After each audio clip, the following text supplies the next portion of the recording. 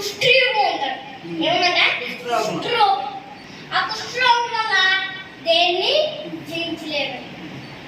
అప్పుడు రాజుగారు నయమాన్కి ఫ్రెండ్. ఏంటంటే రాజుగారు నయమాన్ ఫ్రెండ్ అని అనుకుంటే ఆ కుష్ఠరోగి మాస్టర్ దగ్గరికి వెళ్ళాడు. ఆయన ప్రార్థన చేయలేదు. ఎందుకు? నీటిలో మునిగా అన్నాడు. ఏమన్నాడంటే నీటిలో మునుగు చాలు అన్నాడు. అంటే అప్పుడు సరే అనుకుని సైనికులు చెప్పారు. అయినా నీటిలో మునుగు వెంటనే నయమాను మాట్లాడుకుంటున్నాడు. నీ నీటిలో మునగాల, నాకు సంబంధం ఉందా నీటితో నాకు అని అనుకుంటున్నాడు. అనుకుంటుంటే అప్పుడు సైనికులు వచ్చి చెప్తున్నారంట, మునగమన్నా సేవకుడు మునగచ్చు కదా అని. ఎవరు చెప్తున్నారు? సైనికులు వచ్చి చెప్తున్నారు. సరే అని అనుకుని నీటిలో మునిగాడంట. ఒకసారి మునిగాడంట, ఏమవలేదంట. రెండోసారి మునిగాడంట, అయినా ఏమవలేదంట. మూడోసారి మునిగాడంట, అయినా ఏమవలేదంట. నాలుగోసారి మునిగాడంట, ఏమవలేదంట. ఐదోసారి మునిగాడంట, ఏమవలేదంట. ఇంకా మిగిలిందంట ఆరోసారి కూడా మునిగాడు.